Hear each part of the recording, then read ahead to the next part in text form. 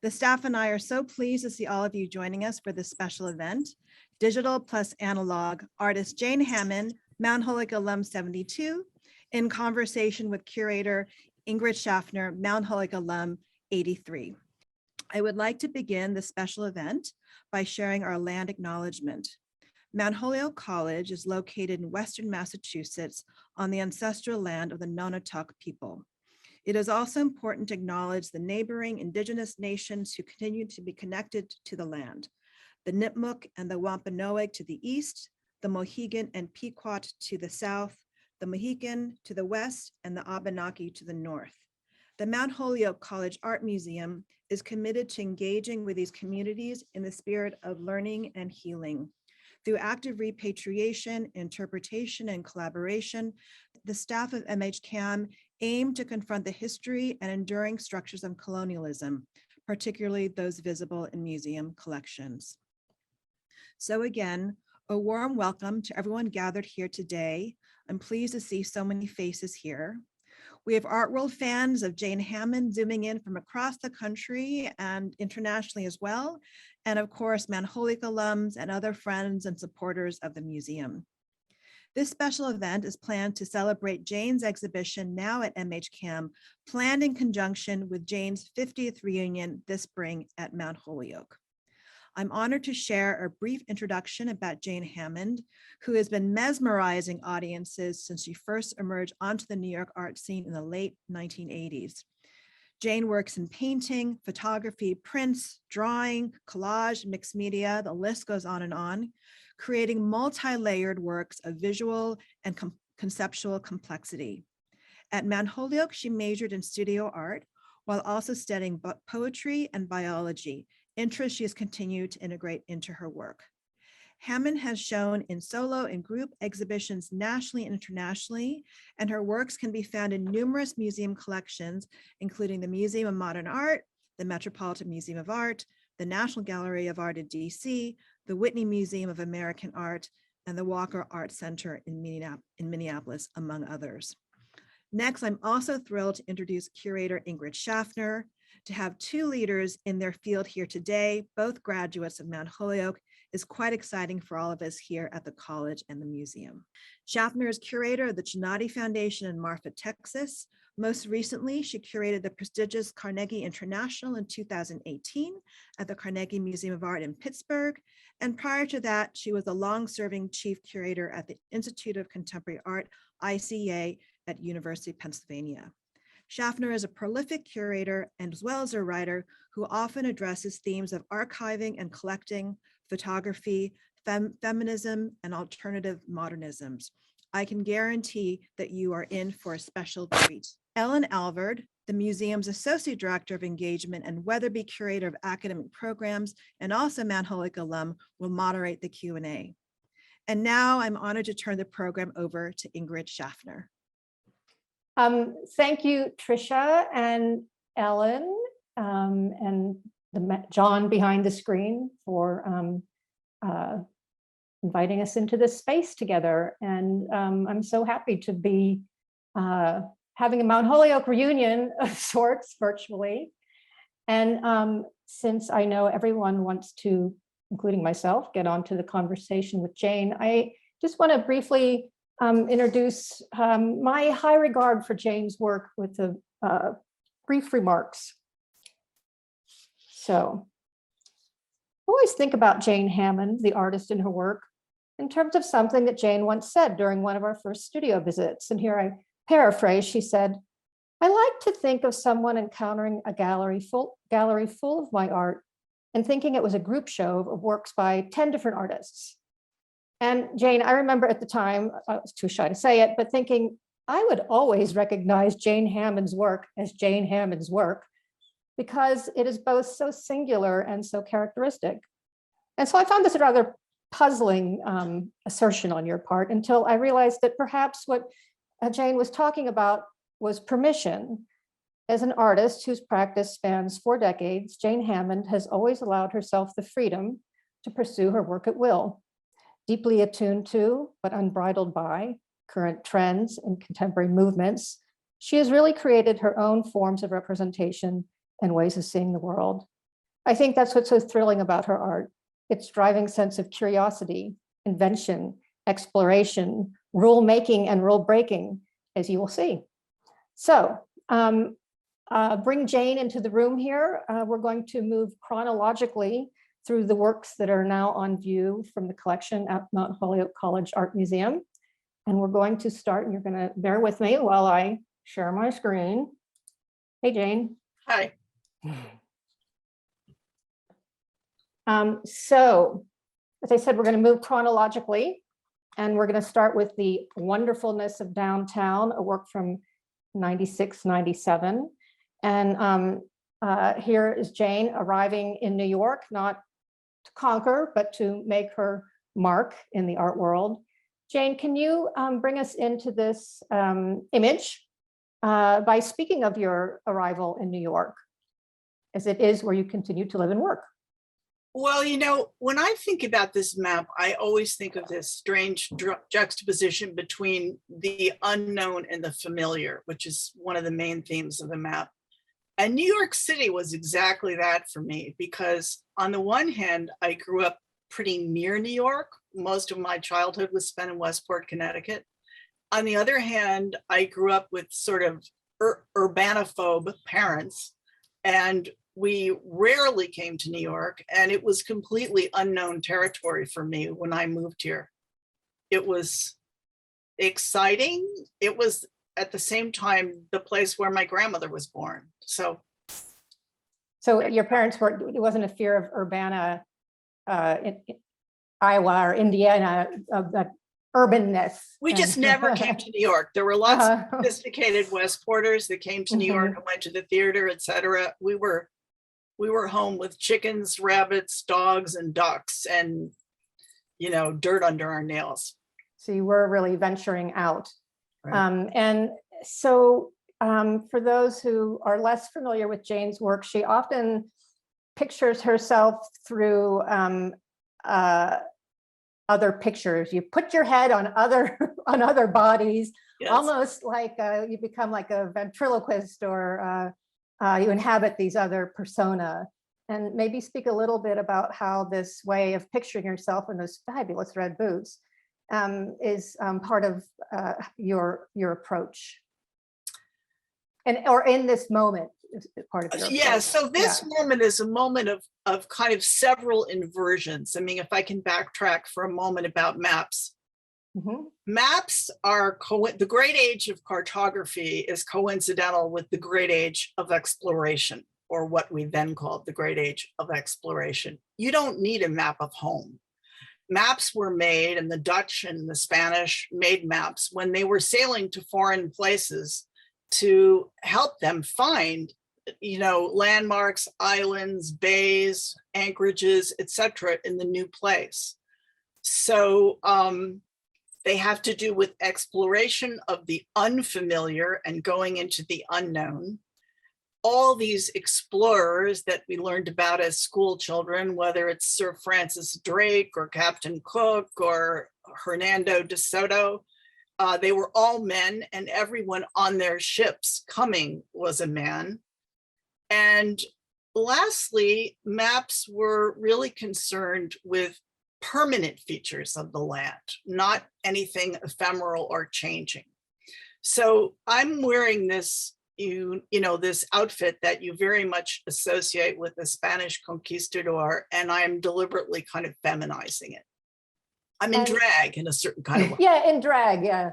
And you have appeared in your work in drag as everything from Superman to Venus de Milo to Mickey Mouse. Yeah, I mean, I am big on this concept that I invented a long time ago for myself, called the elasticity of meaning, using the same thing in a variety of elastic ways. And I do that with my own self. And we will see that unfold as we move through the images. Yes. Yeah. And what are these landmarks? I mean, when I visited you in your studio, it was in Soho, not far from where your studio is now, but what are the landmarks here? What are these images? So I drew this map by hand, but I'm consulting a regular map. So it's not crazy. It's not phantasmagorical or totally made up. But then I'm really focusing on this idea of the evanescent and the ephemeral as a kind of inversion or even subversion of classic map making.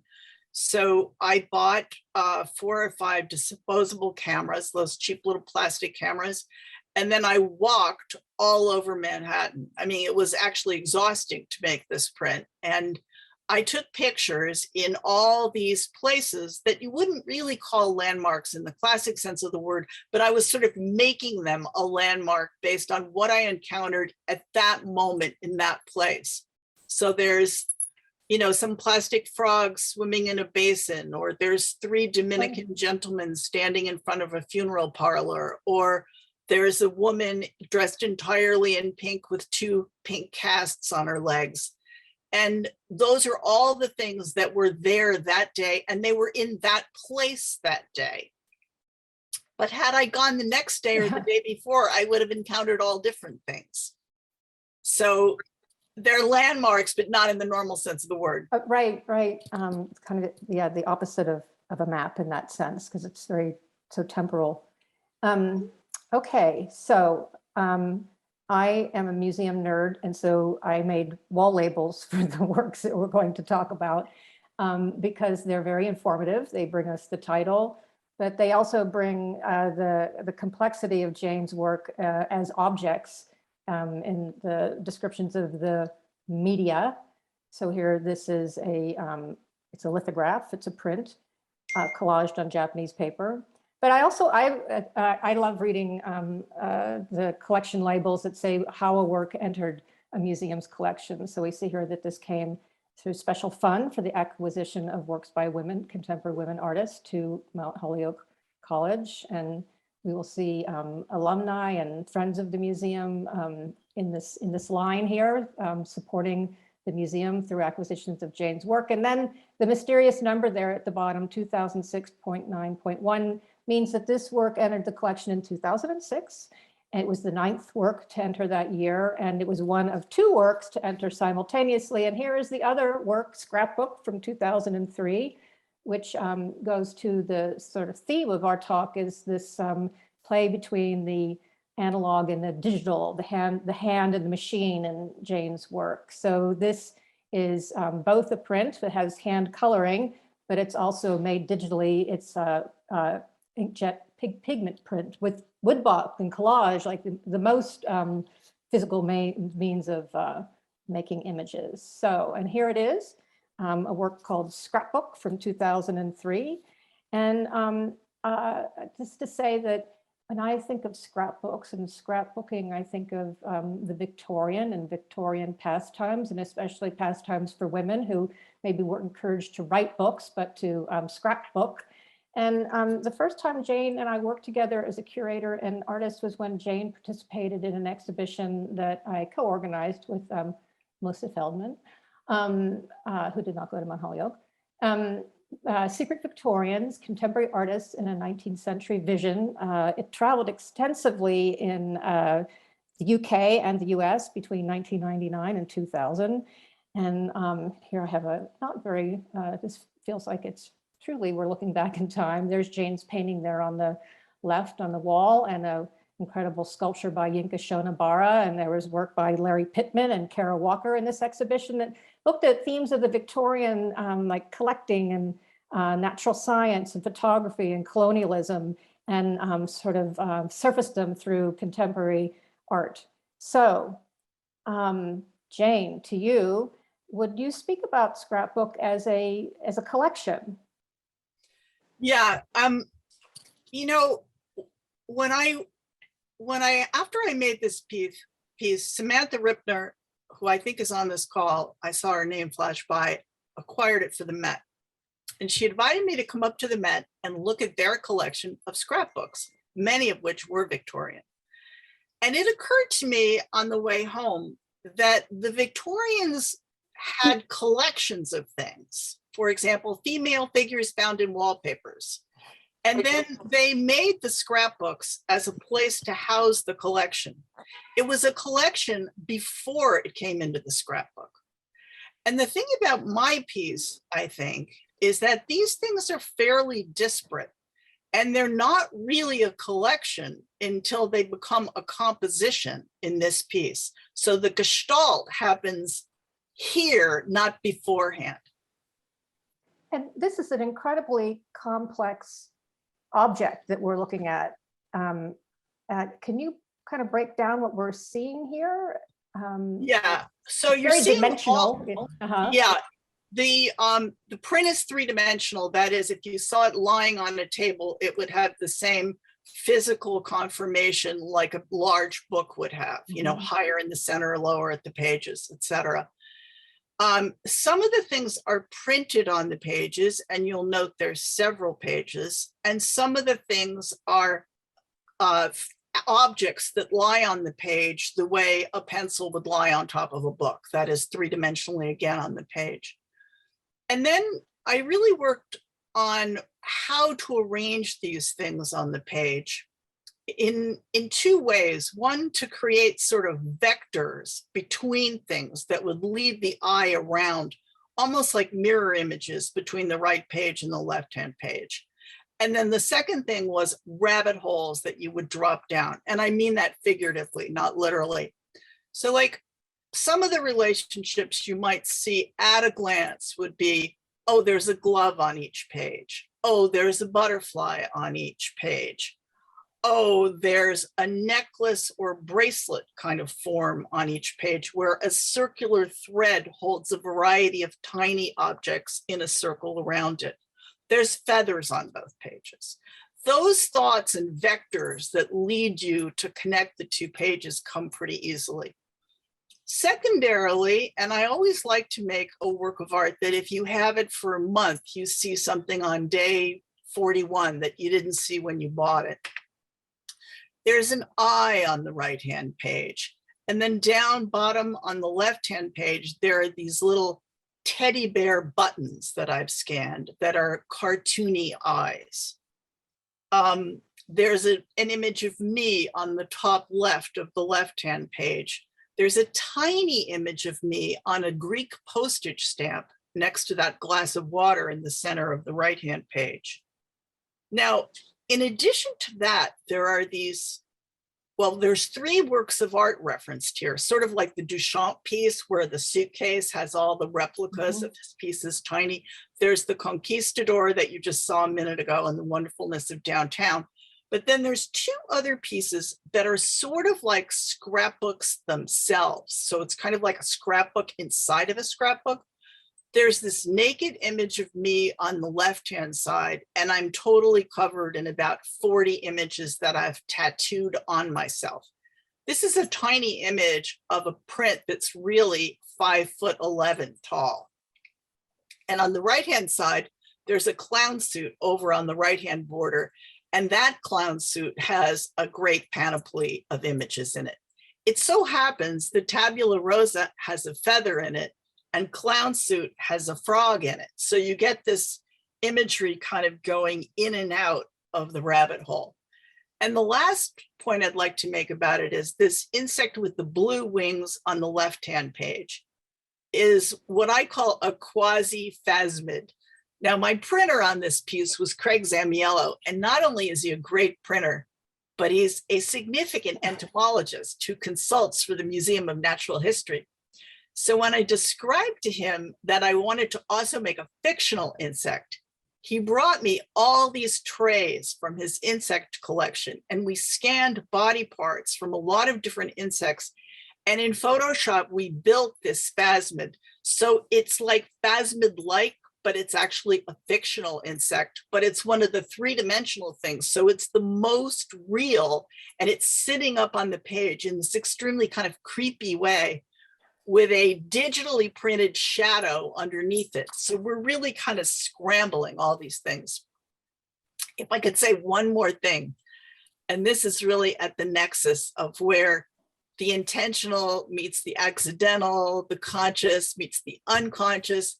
I bought this postcard on the left-hand page. It's the large scene in black and white that has a green feather on it. And I wanted it because I was marrying it with the recessional space behind the Conquistador.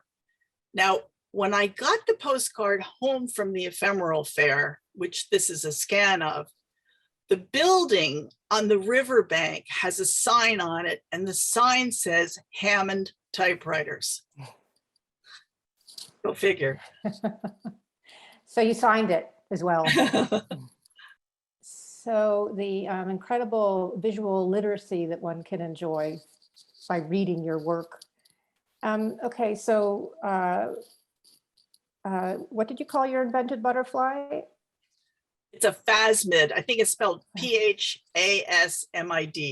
Okay, so we're going to go to another fictional butterfly, and this work, Four Ways to Blue, Great from segue. 2006. And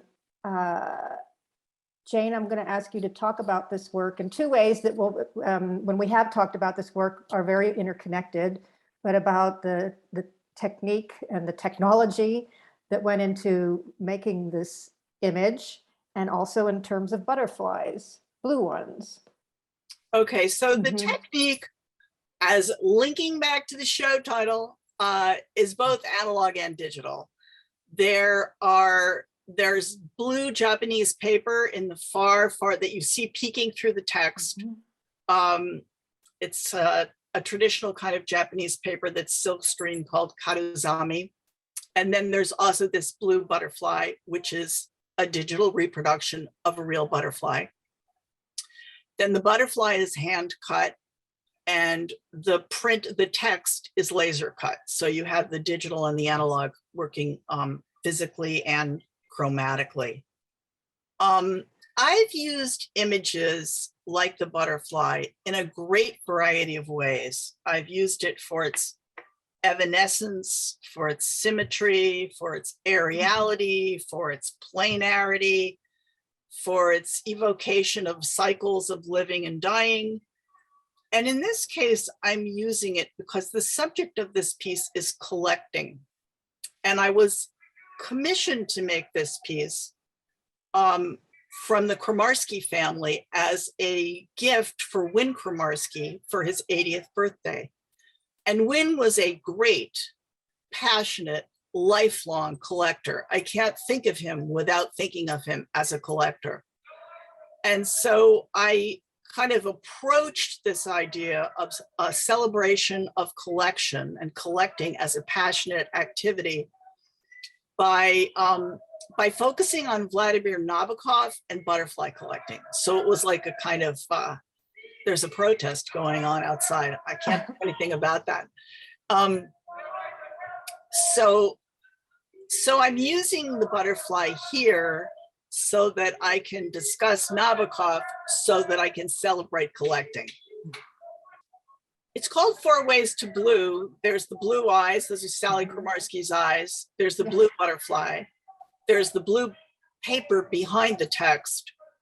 And the subject of Vladimir Nabokov's life's work as a lepidopterist was a class of butterflies called the blues. So that's a little subtle. And then married with that is the fact that his text, he's answering the question of describe the thrill of collecting. And he gives a four-part answer, a very deliberately four-part answer. Firstly, secondly, thirdly, fourthly. I see. Yeah. So it's 4 parts in a double way. So we have a single butterfly here, and here we have a swarm of butterflies about to land on All Souls, Cindy from 2006. This work similarly made with the inclusion of false eyelashes, butterfly kisses on handmade papers. And here is the work. And Jane, it's another map. Can you lead us in? Yeah.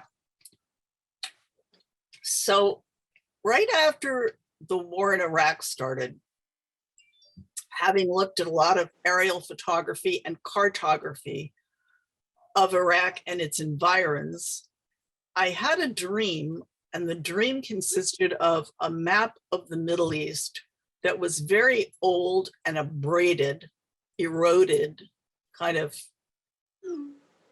deteriorating, and swarming on it were butterflies. And so that was the first map I made. It was the region of Iraq with a great de-emphasis on the national boundaries, which are somewhat arbitrary, and an emphasis on the cities, which are where they've always been. And so you see here, this is a map of okay, let me go on a little longer.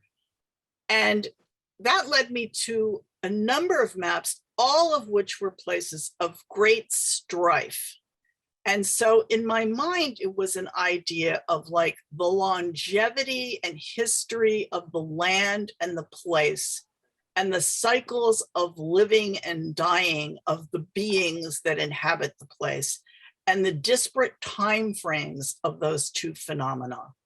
And the contrast of the old, eroded, kind of rough place. I make these grounds with a grinder on the ground, on the floor, with the kind of fresh, delicate beauty of the butterflies. Ironically, the star of this butterfly, or one of the stars of this map, is the same butterfly. You see it in Lake Victoria that is in Sally's piece. That butterfly is called Papilio ulysses, named after Ulysses because it has a very long, it migrates over a huge amount of territory, so it's a wanderer. And you can see here, I do use the word Uganda. Sometimes I never name the place. And you can see Rwanda in the lower left corner between these two black butterflies. But I never mention that you're also seeing Tanzania, Sudan, the Democratic Republic of Congo. You know, you're seeing bits of Kenya, a lot of other countries. I can pause here. I think I read that you commented that also in this, instead of dropping bombs, butterflies alighting in this kind of bringing peace to these places. I don't remember saying that, but well, maybe somebody said that about someone your work. might have of it. Yeah. Mm-hmm. This work we're about to look at is not in Mount Holyoke's collection. It belongs to the Whitney Museum.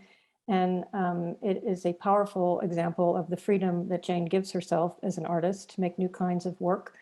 And but I'm showing it because the maps, the butterflies coming, the dream during the Iraq war, beginning of the Iraq War. So simultaneously, this other work emerges called Fallen, in which butterflies, to me, appear to have turned into autumn leaves. So Jane, I'm going to ask you to talk about Fallen. Yeah, it's a funny thing. I had Fallen came from a dream also, and I had the two dreams in the same week. And I think they both came out of the war. And of course, the leaves too are a cyclical phenomena. The leaves too are an aerial phenomena. You think of leaves as being in the air a great deal of their time. I once said of the leaves, they're all chroma and no soma. And the butterflies are a little bit like that too. A very, very colorful, almost disembodied kind of thing, and quiet, you know? And it's the only piece I've ever made where I just kind of jumped into it and I had no idea how long it would go on, when it would be over. I was not in charge of when it was over because as your first image showed, every one of these leaves has the name of a US soldier killed in the war in Iraq on the back of it, written by me in Sumi ink. And as the war stretched on, you can see the dates of the piece are 2004 to 2012.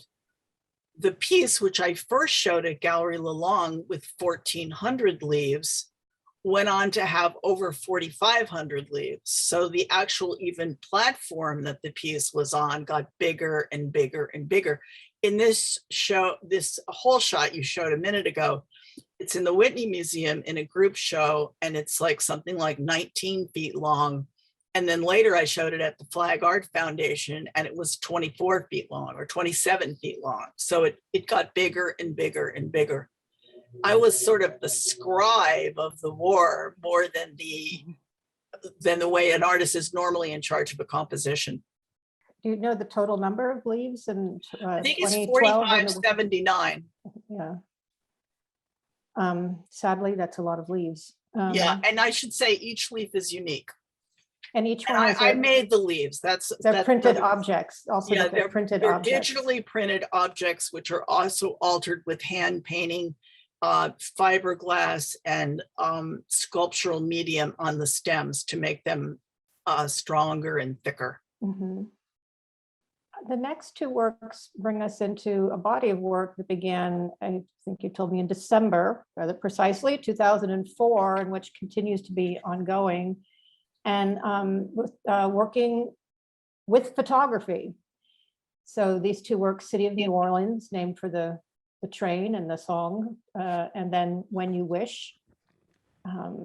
Here's Which is City of also a New song, I Orleans. think. Hmm?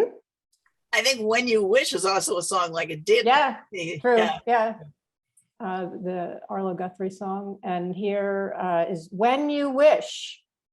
And so can you talk about what working with straight photography allows you to do it certainly imbues the work with a different veracity. I didn't know that you were married to Elvis Presley, but But it that's sure what this looks like it. photograph is telling me. So talk a bit about this body of work ongoing with photography. Yeah, so I never really thought I would become a photographer or make photography, but I started collecting all manner of things when I was making the scrapbook, which turned into a series of unique scrapbooks. And photography became something I started collecting at the 25th Street Flea Market, primarily. And I bought a bunch of albums. And what would happen is I would sit around and look at the albums over and over and over. And then I would go away and do something else. And then I would recollect the pictures, but they would be scrambled in my brain and combined. So the woman from one picture would be the man, with the man from another picture would be with the dog from another picture in a different place. This happened to me repeatedly, this kind of scrambling, misremembering of found photographs. And I thought to myself, I want to actually do something like this. I want to make an object that has the verisimilitude or the veracity that you associate with small black and white photography, but which is actually fictional and from my imagination.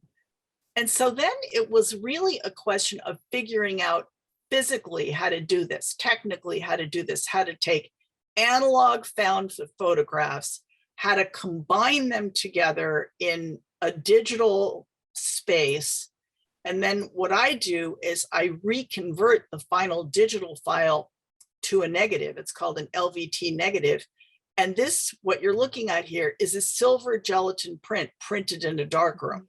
So it's a silver gelatin print of an instant that never happened, of things that were never together in a coexistent space at a simultaneous moment. You're kidding.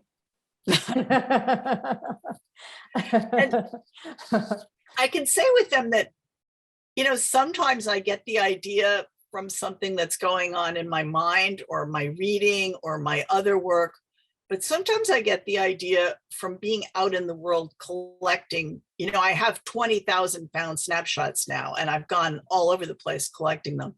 And this is one where I found an image of these mummies in a catacombs. I've actually supplemented it with many other images of mummies. These mummies are better than the mummies I found.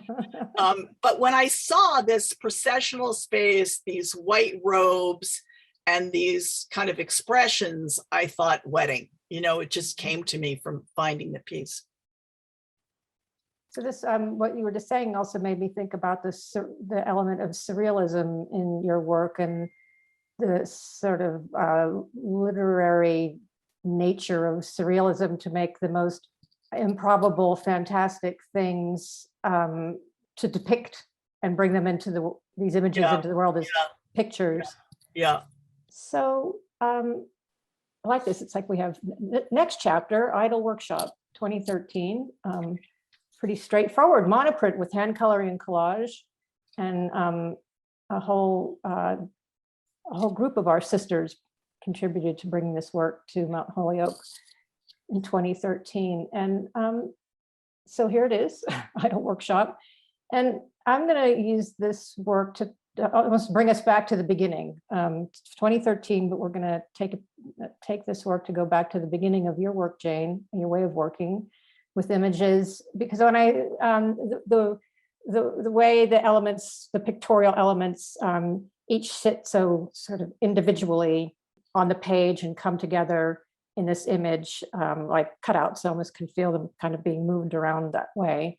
Yes. And it makes me think about how you began seeking to make rules for yourself as an artist, and all that freedom that an artist has. Well, so, okay, I can do anything. You were someone who needed to almost make a game for yourself, it seems, or set of challenges. And when I first visited you, you were using this, you referred to it as a recombinative, like recombining system. It was a language of 276 images were your sort of words. And what did you say in the beginning about this elasticity of images, like seeing, you'd see that, like the puppet, yeah, you'd see the puppeteer or the crystal over and over and over again, but in completely different ways, different contexts, different scales. And so it was kind of like a DNA too for building these endlessly individual works.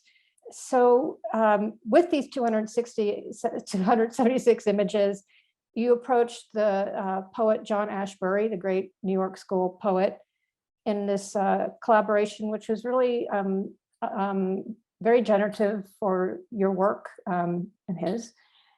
Because he created 44 titles for you to make paintings to. So you had this incredible list of titles, each one almost like a little poem in themselves. And it launched you on an 8-year project to represent each of the titles. Some titles got more than one picture. Some titles just seemed to elude you to the end.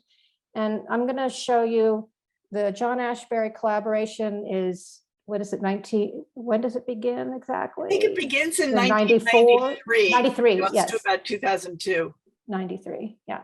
So just briefly, so you can get a sense of what Jane was challenged with: midwife to gargoyles, mad Elga, and it sort of you invented these complex games and sort of gaming spaces. No one wins at the Hurricane Bar. I'll just go through these quickly. The Soapstone Factory, number 4. So that would seem to have been very inspiring, the Soapstone Factory. And again, I love the way the floor here is like a checkerboard. This game that you're playing with John Ashbery seems simple, but it's pretty tough. Irregular plural. And one thing that happened in this series is you began to make shaped canvases. I mean, this is a thing. Like, this is a shaped canvas. This is a, yeah. 3-dimensional canvas. A 3-dimensional canvas, yeah. This is one of my favorites too. Prevents furring. I had to look that up. I didn't even know what it meant. It's a coating on the tongue. So I invented a fictional herbal remedy that solved the problem of furring. And it keeps you slim and smart. Yeah. Along the way. Yeah, SOAR models too. So there were more than one of the SOAR models. And these are big. We're going to see these shortly in Jane's studio. Big pair of shaped canvases. And then here's pumpkin soup too. And I love this with the sort of parents of this body of work, Jane on the left and John Ashbery on the right. And I'm going to just read a little. This is another time that Jane and I worked together. She invited me to write a catalog essay. There was an exhibition organized by Jill Snyder at the Cleveland. Then Museum. Called the Cleveland Center for Contemporary Art. Yes, in 2001, that brought all these works together. Fantastic. And so I'm just going to read the ending paragraph, because it brings us back to the analog and the digital. Jane Hammond's shaped canvases reinforce the iconic nature of her paintings and her work's desire to be read pictorially. To talk of symbols and symbolism, icons and iconography, smacks of medieval times, But it's the notion of the icon that ultimately takes Hammond's use of collage technique most firmly into the present and possibly beyond. Computers have put a fresh spin on the established conventions of reading. We maneuver through programs using icons. Icons prompt ways of visually enhancing our reading with new fonts, formats, images, colors. We scroll up and down through screens of text. We cut and paste with abandon. Think of Hammond as having downloaded her 276 images into a database. Suddenly, her painting system becomes a program for processing an ever-expanding web of information. I'd like to point out, you wrote that 20 years ago. I did. Yeah. Yes. Yeah. I was 6 years Impressive. old. Yeah. And you were 8. So Yeah, right.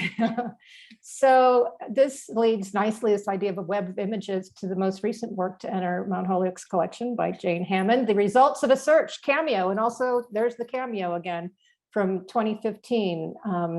So Jane, this is a complex objects. It's a complex work, complex with ideas. Take us into the cameo, The Results of a Search. Well, it's funny because I had made a series of drawings that were many, many drawings brought together of all disparate things. And I thought, it's very ironic as I say this, I thought I'm going to try to do a drawing that's more of a family of objects, and I'm going to try to make an abstract drawing. So I started researching all kinds of mathematical shapes, from Bauhaus children's toys to crystals and minerals, to what's called Johnsonian solids. This is a mathematical term. Don't make me define it. Toruses, they're basically the math world's version of a donut. And creating this huge vocabulary of these drawn mathematical shapes.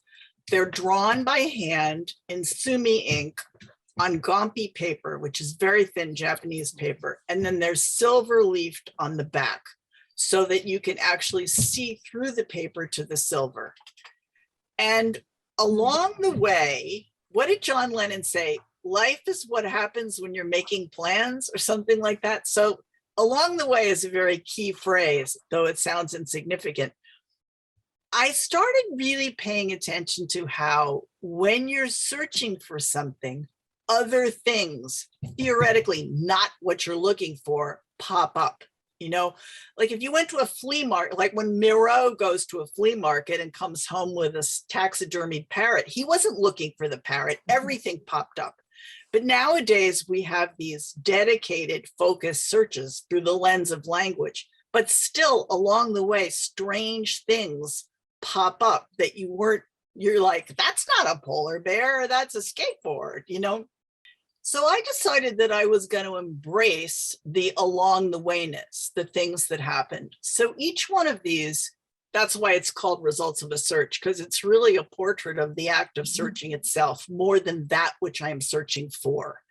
So along the way that I'm looking for these mathematical things, other things happen.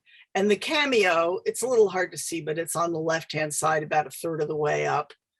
The cameo is just a thing that pops up because it's a certain kind of oval. And I thought, I'm going to embrace this. So each one of these drawings, I made 7 of them, is highly mathematical in nature, but then it has these aberrant things. Like you'll see there's 2 faces at the top. Those faces are actually the upside down and right side up of each other. It's something called an impossible drawing. So they're playing with this like mirroring thing too. And then there are other things that happened along the way, such as I came to figure, like, how am I going to put all these things together? Like, what is the structure of the whole? Like what the book is to the scrapbook, what is it here? And I was meeting a friend at an opening at the Whitney, and she was really late. And there was this woman with this odd sort of Bucky Fuller necklace. So I went up to her and asked her about her necklace.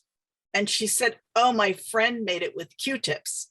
But then my friend came, so I never really got an explanation of how it was made. But I went to the drugstore and I bought plastic Q-tips, which it turns out are thin plastic tubes. And I cut all the cotton ends off and I strung them on wires. And it turns out that when you string about 8 of them together, if you just like twist your hands a little bit, it like flies into a kind of mini geodesic dome. So I made the scaffolding for these pieces in a very 3-dimensional way using that technique. So that's another one of these things that kind of came along the way. And then when I did that, I noticed that there was quite a lot of empty space behind the things. Mhm. So like if you look at, say, the right-hand border about a third of the way up, you'll see this glowy orangeness behind the image. And that's because I took certain images and I painted them with fluorescent orange paint on the back. So there's one in the upper left border too. So they're kind of like, I don't know, glowing on the back just to say like, hey, there's space beyond this space. I'd love to see the back of this object. Yeah. Yeah. It was really a trick to figure out how to frame it and everything.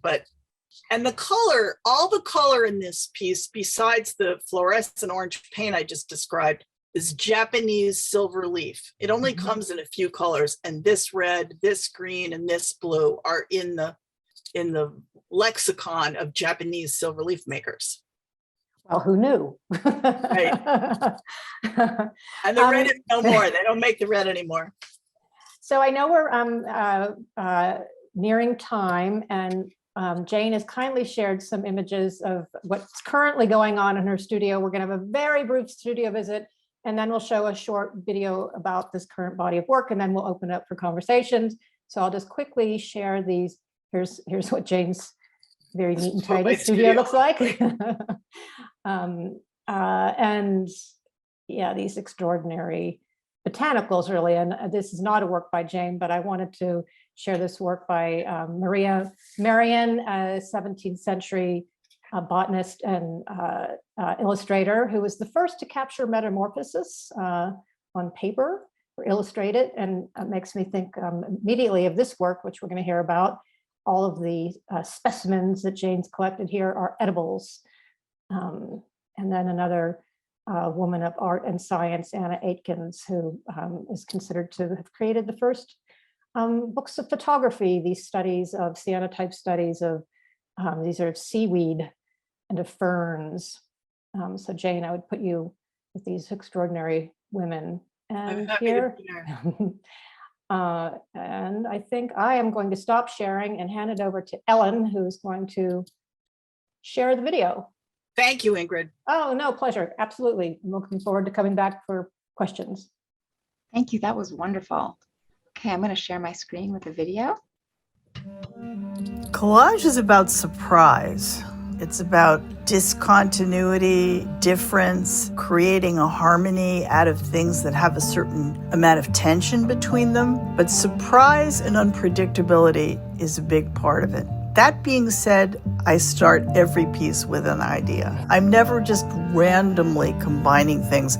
The initial idea could come to me through a lot of different portals. It could be sort of a conceptual idea, as in the edibles piece. Let me make a piece where all the plants and even some of the other things in the piece, the animals, are edible. There's hibiscus, there's rosebuds, there's sunflowers, there's huitlacoche, grasshoppers, mouse melons, sorghum. Everything is edible from a broadly defined, culturally speaking point of view. Once I have the general idea of what this piece is going to be about, and I kind of see it in my head, then I start to try lots of different things to build the composition. This is where collage has incredible freedom, because you don't glue anything down until you love it. You have to love it in the ensemble of the whole. It's easy to make harmony, but harmony alone is kind of boring. What you want to do is wrench harmony out of difference, build harmony out of tension. That's what's interesting.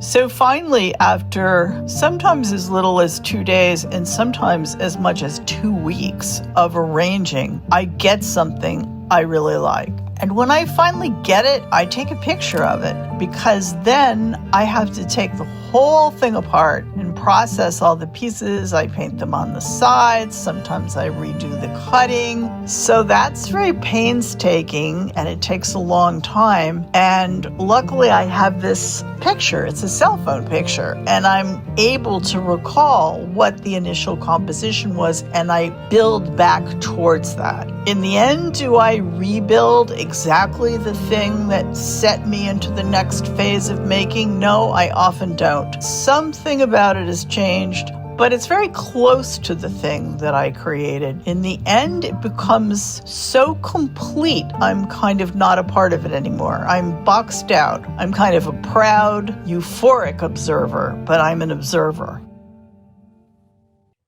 That All was right. wonderful. Yeah, that's an amazing video. It So- just happened 5 minutes ago. Ellen, you're going to moderate questions that have appeared in the chat room, so take it away. Yes, well, I just want to thank you both so much for that conversation. It was so beautiful to have both of you, since Ingrid, you've been following Jane's work for so long. And we're so delighted to have these works in our collection and to be able to teach with them. So again, thank you to both of you. If anyone has a question they'd like to ask of Jane or Ingrid, please go ahead and put that in the chat. You can also feel free to raise your hand, use the raise hand function in Zoom, and ask your question out loud if you prefer. Maybe I can start with a question while people are thinking Sure. about things that they might want to ask. I just love the way you use language, Jane, and whether that's part of the title or whether it's in the imagery, the lexicon you've created with imagery. And I'm just wondering if you're still using that original lexicon, or if you're still developing new symbols and new. I'm not exactly using the original lexicon, but I'm using that way of working. You know, like I'm working, say, with my photography from found things that I collect. And I have used some things recombinatively, perhaps not as much so as with the paintings. And then when you say language, you don't mean metaphorically visual language. You also mean language itself, like English. Okay. And yeah, I'm always thinking about the way to title something and what it, like City of New Orleans is that photograph with the train and the statuary in front of it. And to me, it's kind of funny or interesting because the photograph is not New Orleans. The train is called City of New Orleans, you know, so it's like, I don't know, and sometimes I made 3 photographs of a park scene, and the second photograph is called 9 Days Later. So it clues you into the time relationship between the two. Now, the grass is longer, so maybe you could figure it out yourself, but it opens a door for you. That's wonderful. Thank you. I see that Casey Moore has a Great. question, so maybe we'll move to Casey. Hi, Casey. Hi, Jane. How are you? I'm great.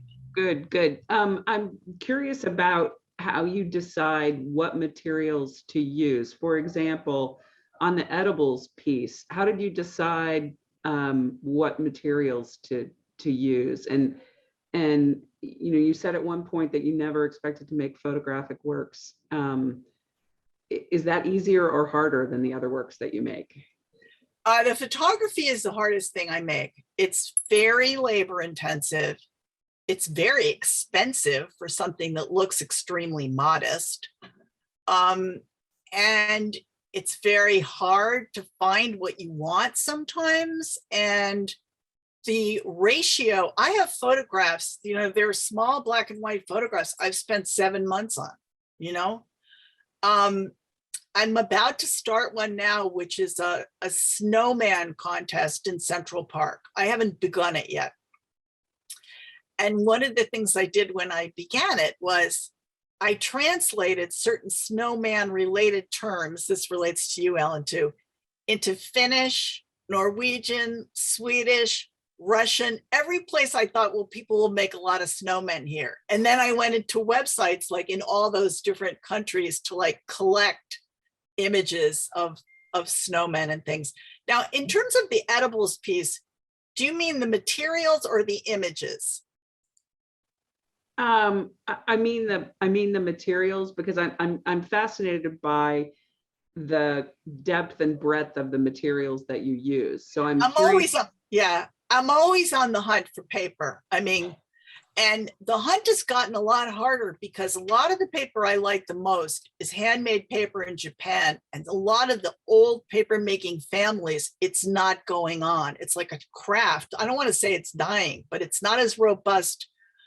You know, when I went to grad school in Madison, there was a family in Chicago called the Icos, and they had incredible Japanese paper. And now I buy paper in Toronto, I'm buying paper in Japan, in London, but it's not as easy as it was even 5 years ago. And I'm always on the hunt for different ways, different things to do with paper. Like I made a piece the other day. It's got a Mediterranean octopus trap in it as the vase of the botanical. And the octopus trap is covered with barnacles. And somehow I was walking down the street and I thought, Braille, you know, because the punchy outy quality, you got it, right? So then I had to buy a lot of old Braille books. Some of them were too white, some of them were too off-white, you know, but eventually I got a bunch of them. And then I had to figure out how to de-acidify the paper because I wasn't that trusting that the quality of the paper was really something I want to be the ground in my work, you know? So, I mean, I don't know if I'll ever use Braille paper again, but I've bought like lately Indian ledger paper and old Japanese books. And I'm very into paper and I have been for a long, long time. It just like moves me when I look at it. That's terrific. Thanks, Jane. Great to see you. And then the edibles thing is like, I'm into food, you know, I'm into cooking, I'm into reading about it, and I'm into botany. When I was a kid, my grandmother made me memorize the Latin names of 100 flowers. So it's like figuring out what the edibility is, an interesting lens through which one could look at plants. There's the lens of medicine, there's the lens of geography, there's the lens of poison. I mean, there's all kinds of ways to look at it, but that's one lens. Thanks. Yeah. All right, I'm going to jump to a question that was in the chat, asking if you work on one piece at a time or more than one piece at a time.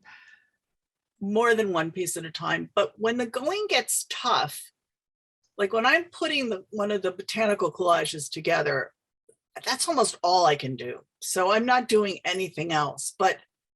And when I'm conceiving of a photograph, I'm not conceiving of 3 at once. But then I work on the photography with a woman who's a professional retoucher. I have no control over how long it's going to take her to do a given stage. So if I didn't have other things to fall back on, I would be like, I'm too antsy I'm busy all the time, you know? So I'm always working on several things, but only one thing is really on the front burner. Okay, that's good to know. I'm going to move to Susan, who has her hand raised. Hi, Jane. Hi, Susan. I met Susan at Mount Holyoke my freshman year, and we've been friends ever since. And then we ended up living just a block away from each other, and I was walking down Green Street and I was like, are you Susan Walp? Anyway, it's wonderful to see your work and to see the studio. I mean, I haven't been in your studio since before the pandemic, and I wondered, could you say something about your time at Mount Holyoke? I don't think you weren't a studio major, correct? And but were there some seeds that were planted during those years at Mount Holyoke in terms of becoming an artist? Yeah, so one thing I did when I was 10 years old, I'm getting to your question, was we had some woods on our property. I don't know where I got this idea from, but I made a little book, like a blank book. And then I made a grid of 50 feet with string, 50, 50, 50, 50. I think I must have seen a surveyor somewhere. And then in the book, I tried to identify everything I could find inside the 50-foot square and list it in the book, like the rocks, the worms, the kinds of trees, etc. So this is the person that goes to Mount Holyoke. And I'm thinking that I want to be a doctor. So I take a lot of science, and I'm very interested in nature and science and classification. I mean, when my grandmother made me memorize 100 flower names, this would be like taboo in a parenting book nowadays, you know. And if I would mispronounce them, she would say like, no, it's Strelitzia, you know. But anyhow, I loved it. I ate it up, you know. And then I don't know what happened at Mount Holyoke, but one of the things that happened was Leonard DeLonga, who was really an inspiring teacher. And he was the first person I'd ever met in my life who was a person of passion. And somehow he brought us to his house once, and I knew where his house was, and I knew where his studio was in the house. And when I would come home from the library late at night, I would see the lights on in his studio at like 11 o'clock. This is a guy that had a full-time cushy teaching job, you know, and he was working Sunday night at 11, Monday night at 2 in the morning or whatever. And, you know, my father worked very hard at his job, but had he won the lottery, he would have quit the next day. Leonard DeLonga was a person who was like completely committed to being an artist.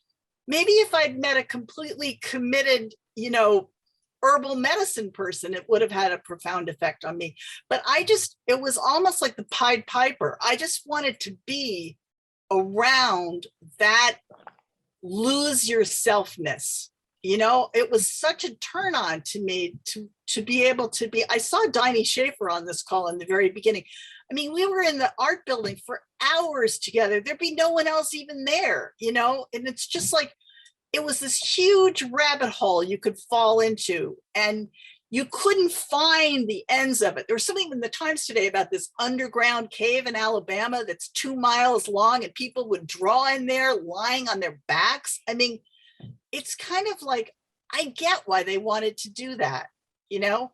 And I picked that up at Mount Holyoke. I didn't really learn anything sophisticated. I didn't know what a critique was. I knew nothing about contemporary art. I left Mount Holyoke not having heard the name of Jasper Johns. You know, I knew who Verrocchio was, but I mean, I didn't know anything about contemporary art. But I left so hungry. Yeah, thanks. I think he inspired so many. And you know, I wrote him a letter. I wrote him a letter like 20 years after, and I said, you know, I really thought you didn't teach us anything because we didn't have any critiques, and you didn't say what was good and what was bad. And, you know, I thought you were like sort of dumb, you know, for the first few years afterwards. But I've come to understand, see, I'm going to cry, that you gave us the biggest gift, you know. And I started the letter out by saying, I'm Jane Hammond. I'm 5'8". I have dirty blonde hair. I'm me, you know, like I didn't think he'd remember me because he had so many kind of like admirers. I mean, you know what I'm talking about, right? And then he wrote me back and said, my wife has enlarged your letter 20 times and nailed it to the front of our house. You know, it was really a sweet response. And like a month later, he had a heart attack.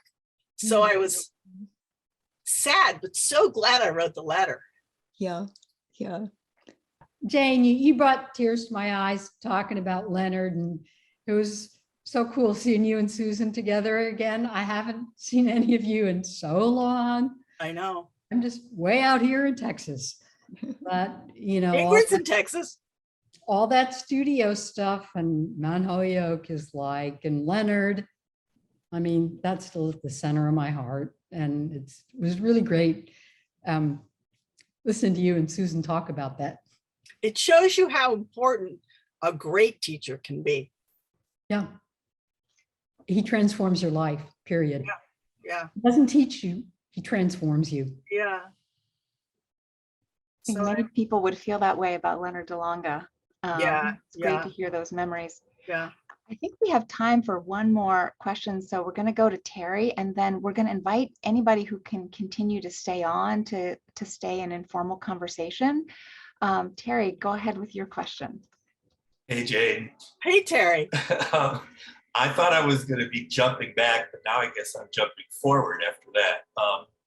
So what struck me when Ingrid started going through the slides, because I feel like I was there at the beginning, like your first show,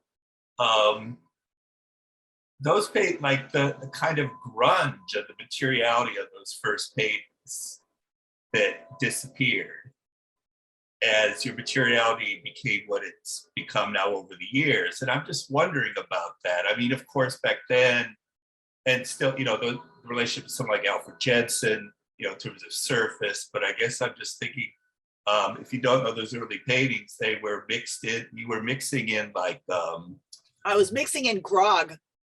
So Yeah. they have very sort of gnarly surfaces that Yeah. I know you told me back then why you were doing it, but I'm curious what you're, you know, because that you're not mixing grog into anything anymore. You found kind of different grog, I guess. Yeah. Yeah. No, that's an interesting question. I don't even know if I entirely know the answer to it, because a lot of things that happen when you're an artist, as you well know, Terry, are somewhat unconscious. I made the point once that I think the time that it takes to make a work of art is a really important thing, because it's like the point I made about Along the Way or John Lennon. It's like between your idea and the finished product, if there isn't quite a lot of time, you can't find the work and make the work in another kind of prelingual, unvisualized, feeling-oriented way. And so when I would put that grog on the surface of the paintings, the first 8 layers of paint were about binding the grog to the painting. Then it was too pimply, so I had to cover it up. Then if I would cover it up with like alizarin, I could go after it with cadmium red and I'd have 2 reds in the red. So it was a way of giving greater complexity to what across the room seemed like a simple surface.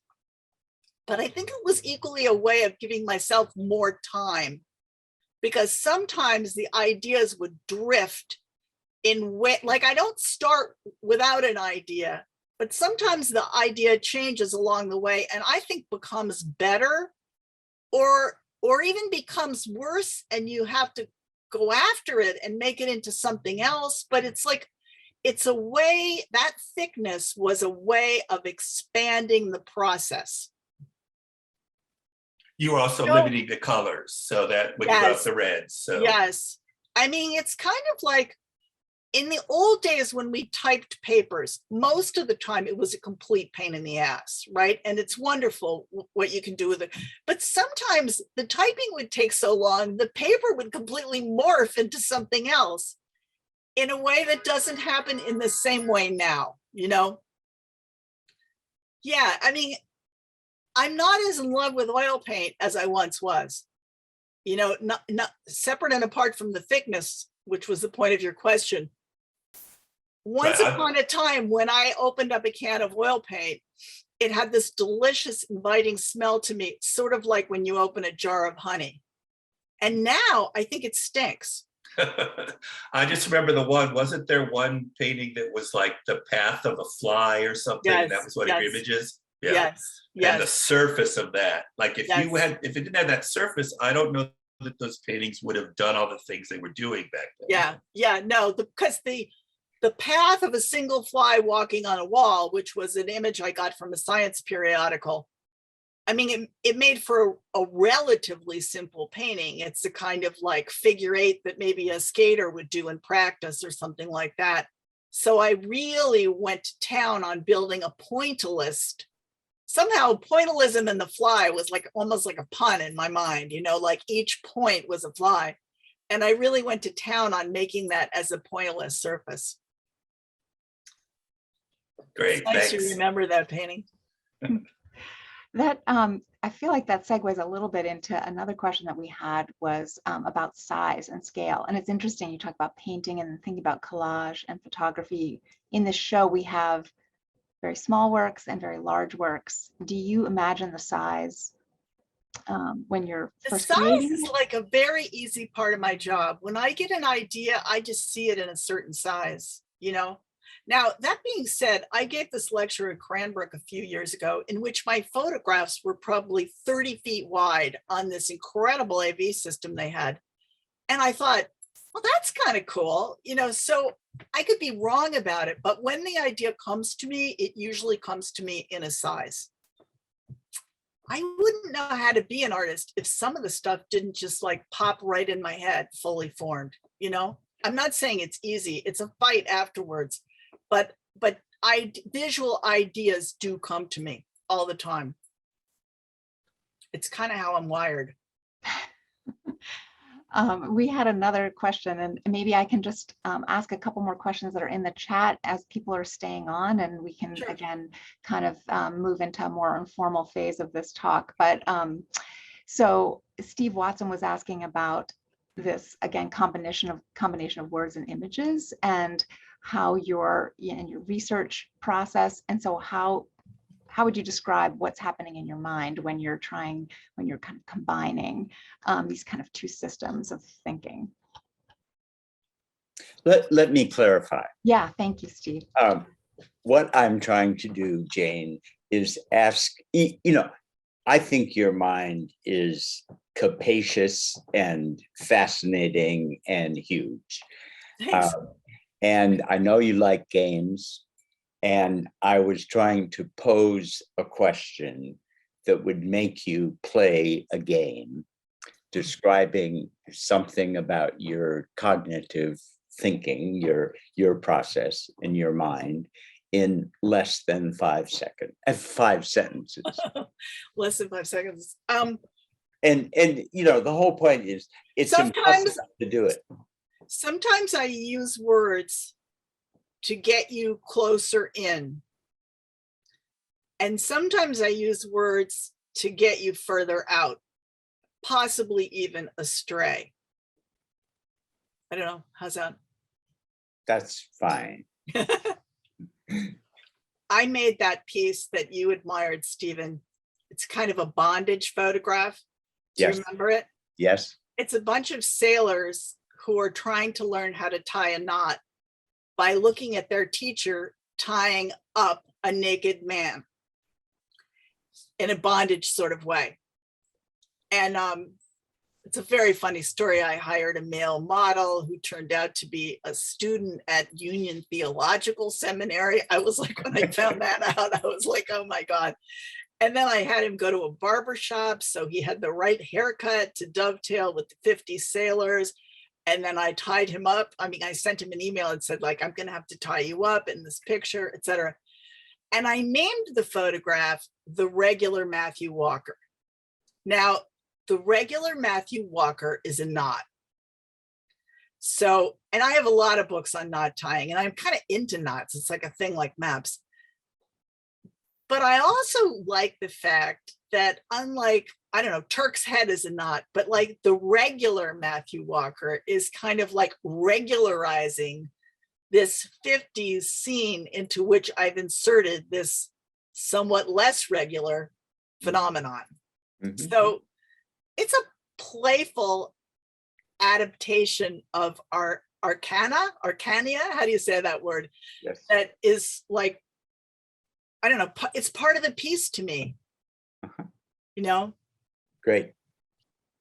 We had another question in the chat from a student asking about the wonderfulness of downtown and the imagery of the conquistador. And Yes. yeah, wondering if you have, any thoughts about how that imagery may, we may be thinking about that imagery today and the violence that's inherent to a conquistador. Yeah, I have a lot of thoughts about this. I mean, and all works of art are a little bit sponges for the zeitgeist, and they're all conditioned by the time in which they're made, no matter how incredibly forward thinking you may be. One of the things, there's several things that are unsettling to me now about the piece. One is in the lower left of the piece, there's a bomb. That's because I made this piece after the first explosion in the World Trade Center, which happened in 1993, but before 9/11. Had 9/11 happened, I wouldn't have put that bomb in there. It seems not reverent enough. And also, The Wonderfulness of Downtown, that's a John Ashbery title. I don't know if it's a quote or not. Some of his titles did have linguistic reference to other people or nursery rhymes or whatever, but it has a kind of Fred Astaire kind of glibness about it, The Wonderfulness of Downtown, or a 50s quality, or something. It has a foundness from another era that's at odds with how downtown felt after 9/11 happened. So that's always been something that's slightly unsettling to me about the piece. And the largest elephant in the room is that I'm imagining myself as a conquistador, as a kind of act of empowerment. I'm flipping the genders and thinking of myself as someone kind of brave and powerful and exploratory, etc. And I'm thinking about exploration and map making, etc., and much less, and gender, and much less about what happened after exploration. I mean, actually, Ferdinand and Isabella, they weren't funding Columbus because they wanted to see if the world was round or not. They wanted to see if there was anything else they could have out there. And exploration very quickly segues into exploitation of furs, gold, silver, spices, and people. And so, yeah, for me too, it's a different image than it was when I made it. I probably wouldn't make it now. I definitely wouldn't make it now. But that's true of, not to diminish it, but that's true of a lot of pieces I've made, you know, that they're kind of moments in time in which I'm not being too terribly careful, because I don't think that makes interesting art. But the risk of that is the 10 or 20 years later, as the dialogue and the conversation and hopefully our human awareness shifts, we can end up looking and feeling like we're on the wrong side of things. And whoever asked the question, I feel it too about that piece. Yeah, and I think your point is well made about taking risks, and a lot of times this work has actually been really generative for conversations in our classes that visit the museum. So I think we can kind of appreciate how we have this shifting awareness. Thank you so much for sharing your thoughts on that. Any last questions? Or again, we're just so happy to have you all here. If anybody has any other comments they wanted to make. Well, I'd like to thank Ingrid for interviewing me, because I really respect her, and I always have. I think she's one of the most creative curators in the world. And I'd like to thank Mount Holyoke for doing the show.